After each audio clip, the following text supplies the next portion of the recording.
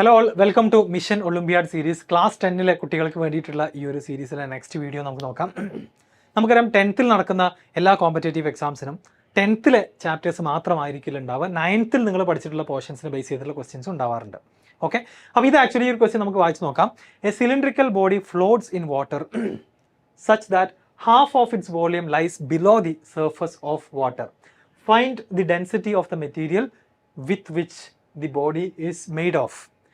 അപ്പോൾ ഇത് ആക്ച്വലി നമ്മുടെ 10th ചാപ്റ്റേഴ്സിലുള്ള ക്വസ്റ്റ്യൻ അല്ല, പകരം എവിടെയാണ് 9th നമ്മൾ പഠിച്ചിട്ടുള്ള ആർക്കിമിഡീസ് പ്രിൻസിപ്പിളിനെ ബേസ് ചെയ്തിട്ടുള്ള ക്വസ്റ്റ്യൻ ആണ്.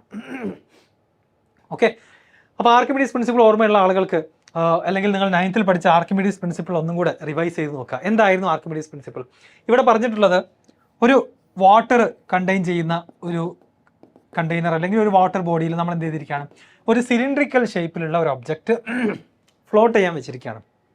ഓക്കെ, ഒരു സിലിണ്ടറിക്കൽ ഷേപ്പിലുള്ള ഒരു ഒബ്ജക്റ്റ് നമ്മൾ എന്ത് ചെയ്തിരിക്കുകയാണ്, ഫ്ലോട്ട് ചെയ്യാൻ വെച്ചിരിക്കുകയാണ്. അപ്പോൾ അതിൻ്റെ പക്ഷേ പ്രത്യേകത പകുതി ഹാഫ് ദ വോളിയം വാട്ടർ സർഫസിൻ്റെ അടിയിലും ബാക്കി ഹാഫ് മുകളിലുമാണ്. അപ്പോൾ നമുക്ക് അതിന് അപ്രോക്സിമേറ്റ്ലി ഇങ്ങനെ വരയ്ക്കാം. അപ്പോൾ ഇതാണ് നമ്മുടെ കയ്യിലുള്ള ഒബ്ജക്റ്റ്. ഹാഫ് വെള്ളത്തിലുണ്ട്, ഹാഫ് പുറത്തുമാണ്. ഓക്കെ, അപ്പോൾ നമുക്കിതാ ഇതിൻ്റെ ടോട്ടൽ വോളിയം വി ആണെന്ന് എടുക്കാം. ടോട്ടൽ വോളിയം, ഈ ഒരു സിലിണ്ടറിക്കൽ ഒബ്ജക്റ്റിൻ്റെ ടോട്ടൽ വോളിയത്തിനെ നമുക്ക് വി ആണെന്ന് എടുക്കാം, അല്ലേ? അങ്ങനെയാണെങ്കിൽ ഞാൻ നിങ്ങളോട് ചോദിക്കുകയാണ്, വോളിയം ഇമ്മേഴ്സ്ഡ് എത്രയായിരിക്കും? വെള്ളത്തിൽ ഇമ്മേഴ്സ്ഡ് ആയി കിടക്കുന്ന വോളിയം എന്ന് പറയുന്നത് ഹാഫ് ആണ്, അല്ലെ? ഇത്രയും കാര്യങ്ങൾ ചോദ്യത്തിൽ ഓൾറെഡി പറഞ്ഞിട്ടുണ്ട്. സംശയമൊന്നുമില്ലല്ലോ ആർക്കും? ഇല്ലല്ലോ. ഓക്കെ, ഇനി നമ്മൾ നോക്കുന്നത് കുറച്ച് ഇൻട്രസ്റ്റിംഗ് ആയിട്ടുള്ള ക്വസ്റ്റ്യൻ ആണ്. ഇത് നേരത്തെ ഈ ഒരു ടൈപ്പ് ഓഫ് ക്വസ്റ്റ്യൻ അല്ലെങ്കിൽ ആർക്കിമിഡീസ് പ്രിൻസിപ്പിളിൻ്റെ ഈ ലെവൽ ഓഫ് ആപ്ലിക്കേഷൻ അറിയാത്തൊരു സ്റ്റുഡൻറ്റിന് ഒരിക്കലും ഡയറക്റ്റ് ആയിട്ട് ഈ ഒരു ക്വസ്റ്റ്യൻ എന്ത് ചെയ്യാൻ പറ്റില്ല, എക്സാമിന് ചെയ്യാൻ കഴിയില്ല. അതുകൊണ്ടാണ് നമ്മൾ കൃത്യമായിട്ട് ഇത് പഠിക്കണം. ഇത് എന്തൊക്കെ ഇതിൻ്റെ പിന്നിൽ അറിയണം എന്നുള്ളത് ചിന്തിക്കണം. ഓപ്ഷൻസ് നോക്കുക നിങ്ങൾ. 0.25 gram per centimeter cube, 0.5, 0.75, 1 gram per centimeter cube ഒക്കെയാണ്. അപ്പോൾ ആക്ച്വലി യൂണിറ്റ് ശ്രദ്ധിച്ചോ, gram per centimeter cube ആണ്. അപ്പോൾ ഈ ഒരു ക്വസ്റ്റ്യൻ ചെയ്യണമെന്നുണ്ടെങ്കിൽ ഒരു കുട്ടിക്ക് എന്തറിയണം? ഡെൻസിറ്റി ഓഫ് വാട്ടർ എത്രയാണെന്ന് അറിയണം. ഈ ഒരു ക്വസ്റ്റ്യൻ ചെയ്യണമെന്നുണ്ടെങ്കിൽ നിങ്ങൾക്ക് നിർബന്ധമായിട്ടും അറിഞ്ഞിരിക്കേണ്ട ഒരു കാര്യം ഡെൻസിറ്റി ഓഫ് വാട്ടർ ആണ്. ഡെൻസിറ്റി ഓഫ് വാട്ടർ എത്രയാണെന്നുള്ളത് നമുക്ക് പല യൂണിറ്റിൽ എക്സ്പ്രസ് ചെയ്യാറുണ്ട്, അല്ലേ? SI യൂണിറ്റിൽ നോക്കുകയാണെന്നുണ്ടെങ്കിൽ അത് എത്രയാണ്? 1000 kilogram per meter cube ആണ്. എന്നാൽ ഇവിടെ തന്നിരിക്കുന്നത് പോലെ ഗ്രാമും സെൻറ്റിമീറ്റർ ക്യൂബ് ഒക്കെ വരുന്ന CGS യൂണിറ്റിൽ എക്സ്പ്രസ് ചെയ്യുകയാണെന്നുണ്ടെങ്കിൽ ഡെൻസിറ്റി ഓഫ് വാട്ടറിൻ്റെ വാല്യൂ എത്ര ആളുകൾക്ക് അറിയുന്നുള്ളത് സെൽഫായിട്ടൊന്ന് ചെക്ക് ചെയ്ത് നോക്കുക. 1 gram per centimeter cube ആണ് ഡെൻസിറ്റി ഓഫ് വാട്ടർ. ഇത് രണ്ടും ഡെൻസിറ്റി ഓഫ് വാട്ടറിൻ്റെ വാല്യൂ തന്നെയാണ്, ഡിഫറെൻറ്റ് യൂണിറ്റ് ആണെന്ന് മാത്രം. ഓക്കെ, അപ്പോൾ ഇത്രയും കാര്യങ്ങളാണ് ക്വസ്റ്റ്യനിൽ പറഞ്ഞത്. ഹാഫ് ദ വോളിയം ഇമ്മേഴ്സ് ചെയ്തിട്ടുണ്ട്, ടോട്ടൽ വോളിയം നമുക്ക് V ആണെന്ന് എടുക്കാം. വെള്ളത്തിൽ ഇമ്മേഴ്സ് ചെയ്തിരിക്കുകയാണ്, വെള്ളത്തിൻ്റെ ഡെൻസിറ്റി. ഇത്രയും കാര്യങ്ങൾ ചോദ്യം വായിക്കുമ്പോൾ ഒരാൾ മനസ്സിലാക്കിയിരിക്കണം. ഇനി നമുക്കിതിൻ്റെ സൊല്യൂഷനിലേക്ക് കടക്കാം. അപ്പോൾ ഇത് സോൾവ് ചെയ്യുന്നത് ഫ്ലോട്ട് ചെയ്യുന്ന ക്വസ്റ്റ്യൻസ്, അല്ലേ? ഫ്ലോട്ട് ചെയ്യുന്ന ക്വസ്റ്റ്യൻ ആണ്, ശരിയാണല്ലോ? ഇത് ഫ്ലോട്ട് ചെയ്യുന്ന ക്വസ്റ്റ്യൻ ആണ്. സോ ഒരു ബോഡി ഫ്ലോട്ട് ചെയ്യാന്ന് പറയുമ്പോൾ നിങ്ങൾ ആലോചിക്കേണ്ടത് അതിൻ്റെ മേലെ നെറ്റ് ഫോഴ്സ് എന്തെങ്കിലും ആക്ട് ചെയ്യുന്നുണ്ടോ എന്നുള്ളതാണ്. ഈ കാണുന്ന സിലിണ്ടറിൻ്റെ മേലെ ആക്ട് ചെയ്യുന്ന ഫോഴ്സുകൾ ഏതൊക്കെയാണ്? താഴേക്ക് നമുക്കറിയാം ഏത് ഫോഴ്സ് ഉണ്ട്. താഴേക്ക് അതിൻ്റെ വെയിറ്റ്, അല്ലേ? അതിൻ്റെ വെയിറ്റ് നമ്മൾ mg എന്നാണ് എഴുതാറുള്ളത്. നിങ്ങൾ 9th ഫോഴ്സ് എന്ന് പറയുന്ന ചാപ്റ്ററിൽ പഠിച്ചിട്ടുണ്ടായിരിക്കും. mg ആണ് ഇതിൻ്റെ ഗ്രാവിറ്റേഷണൽ ഫോഴ്സ് അഥവാ വെയിറ്റ്. മുകളിലേക്ക് ഒരു ലിക്വിഡിൽ നമ്മൾ എന്ത് ഇമേഴ്സ് ചെയ്താലും മുകളിലേക്ക് എന്ത് എക്സ്പീരിയൻസ് ചെയ്യും? ബോയൻസി ഫോഴ്സ് എക്സ്പീരിയൻസ് ചെയ്യും. ഈ രണ്ട് കാര്യങ്ങളും നമ്മൾ ഓൾറെഡി പഠിച്ചിട്ടുള്ളതാണ്. ഓക്കെ, അപ്പോൾ എപ്പോഴാണ് ഇത് ഫ്ലോട്ട് ചെയ്യുക? ഇത് രണ്ടും ഈക്വലായി നിൽക്കുമ്പോൾ.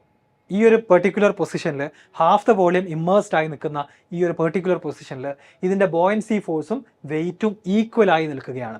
അതുകൊണ്ടാണ് ഇത് മുകളിലേക്കോ താഴേക്കോ ഫെർദർ മൂവ് ചെയ്യാതെ റെസ്റ്റിൽ ഫ്ലോട്ട് ചെയ്ത് നിൽക്കുന്നത്. ഓക്കെ, അങ്ങനെയാണെങ്കിൽ ഈ ക്വസ്റ്റ്യൻ്റെ സ്റ്റാർട്ടിംഗ് പോയിന്റ് ആർക്കിമിഡീസ് നമുക്ക് പഠിപ്പിച്ചു തന്നിട്ടുണ്ട്. എന്താണത്? ബോയൻസി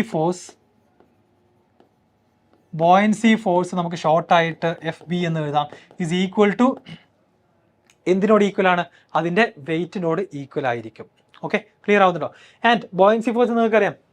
ബോയൻസി ഫോഴ്സ് ആക്ച്വലി എന്താണ്? ബോയൻസി ഫോഴ്സ് എന്താ പറയുന്നത്? ബോയൻസി ഫോഴ്സ് പറയുന്ന കാര്യം ഇത്രയേ ഉള്ളൂ. അതായത് how to calculate buoyancy force. Archimedes principle പറഞ്ഞത് buoyancy force experienced by any object in a fluid, in a liquid is equal to എത്രയാണ്? Weight of the fluid displaced ആണ്.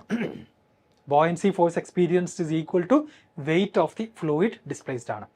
അപ്പോൾ ആദ്യം തന്നെ ഞാൻ നേരത്തെ നിങ്ങളോട് പറഞ്ഞു തുടങ്ങിയ കാര്യം എന്തായിരുന്നു? നേരത്തെ ഞാൻ പറഞ്ഞു തുടങ്ങിയ കാര്യം ആക്ച്വലി എന്താണ്?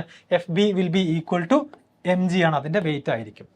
ഓക്കെ, mg എന്ന് മനസ്സിലാവാത്ത ആളുകൾക്ക് വേണമെന്നുണ്ടെങ്കിൽ നമുക്കൊന്നും കൂടെ ഡീറ്റെയിൽഡ് ആയിട്ട് എഴുതാം. Weight of the object, weight of the object ആയിരിക്കും.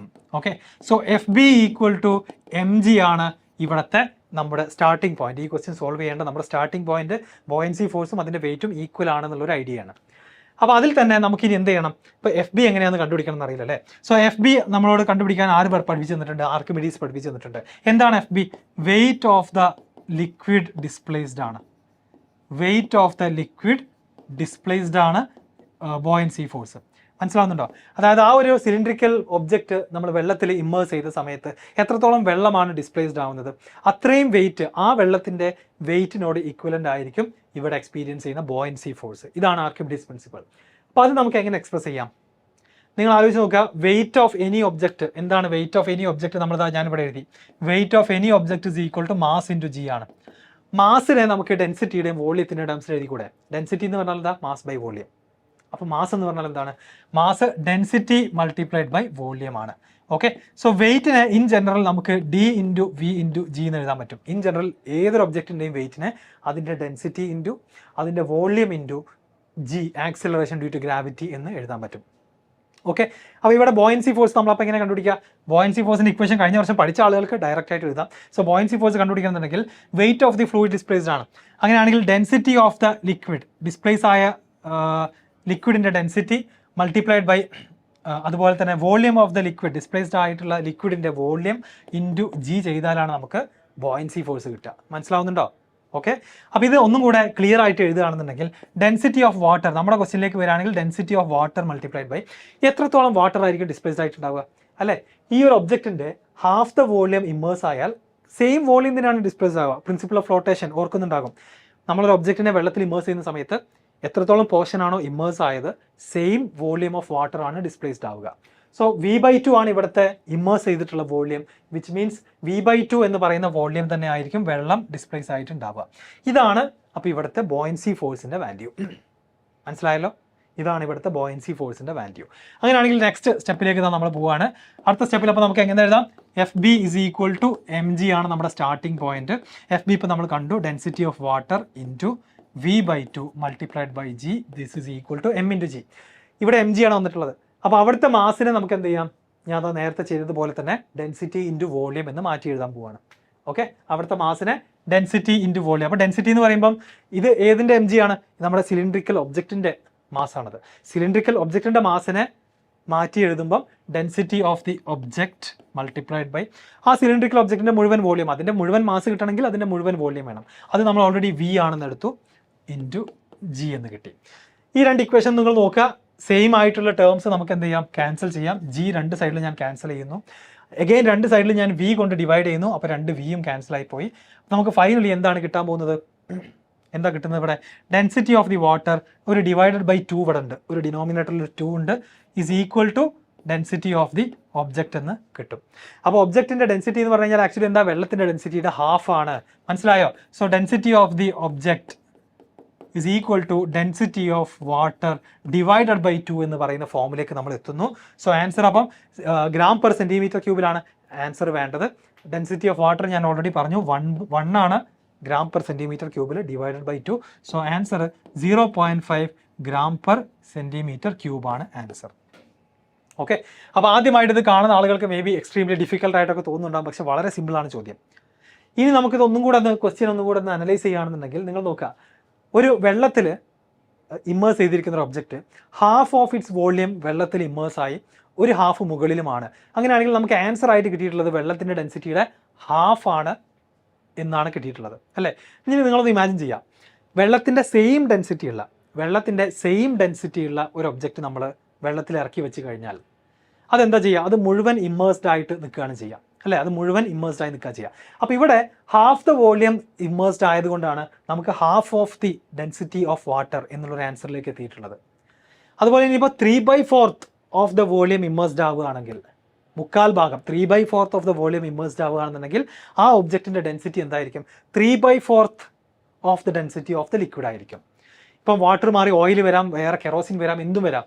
അപ്പോൾ നിങ്ങൾ അതിലൊരു ഒബ്ജക്റ്റ്, ലെറ്റ്സ് സേ ഒരു ഒബ്ജക്റ്റ് നിങ്ങൾ ഇമ്മേഴ്സ് ചെയ്യുന്നു, അത് 1/4 ഓഫ് ഇറ്റ്സ് വോള്യം ഇമ്മേഴ്സ് ചെയ്തുകൊണ്ട് ഫ്ലോട്ട് ചെയ്യുകയാണെന്നുണ്ടെങ്കിൽ നമുക്ക് പറയാൻ പറ്റും ആ ലിക്വിഡിൻ്റെ ഡെൻസിറ്റിയുടെ 1/4 മാത്രമാണ് ആ ഒബ്ജക്റ്റിന് ഉണ്ടായിരിക്കുക. ക്ലിയർ ആവുന്നുണ്ടോ? ആൻഡ് എല്ലാവർക്കും അറിയുന്ന ഒരു കാര്യമാണ്, ഡെൻസിറ്റി ഓഫ് ദി ഒബ്ജക്റ്റ് കൂടുന്നതിനനുസരിച്ച് നമ്മുടെ ലിക്വിഡിനേക്കാൾ ഡെൻസിറ്റിയാണ് ഒബ്ജക്റ്റ് എന്നുണ്ടെങ്കിൽ അത് സിങ്ക് ചെയ്യും. ലിക്വിഡിനേക്കാൾ ഡെൻസിറ്റി കുറവായതുകൊണ്ടാണ് ഒബ്ജക്റ്റ് ഫ്ലോട്ട് ചെയ്യുന്നത്. ഓക്കെ, സോ ഇത് നിങ്ങളുടെ 10th വരുന്ന ഒരുപാട് കോമ്പറ്റേറ്റീവ് എക്സാംസിന് ചോദിക്കുന്ന ഒരു ടൈപ്പ് ഓഫ് ക്വസ്റ്റ്യൻ ആണ്. അതെല്ലാവർക്കും മനസ്സിലായെന്ന് വിചാരിക്കുന്നു. മുഴുവൻ കണ്ടിട്ട് അതിൻ്റെ ഒപ്പീനിയൻ നിങ്ങൾ എന്ത് ചെയ്യണം, കമൻറ്റ് ബോക്സിൽ അറിയിക്കണം. ആൻഡ് XandY ലേണിങ്ങിൻ്റെ ഇത്തരത്തിലുള്ള ക്വസ്റ്റ്യൻസ് ഒക്കെ സ്കൂളിൻ്റെ കൂടെ തന്നെ പഠിച്ചു കൊണ്ടുപോകാൻ പറ്റുന്ന ഫൗണ്ടേഷൻ കോഴ്സിനെ കുറിച്ച് അറിയാൻ ആഗ്രഹിക്കുന്നവർ ഡിസ്ക്രിപ്ഷനിലുള്ള നമ്പറിലോ ലിങ്കിലോ കോൺടാക്ട് ചെയ്യാം. Okay, thank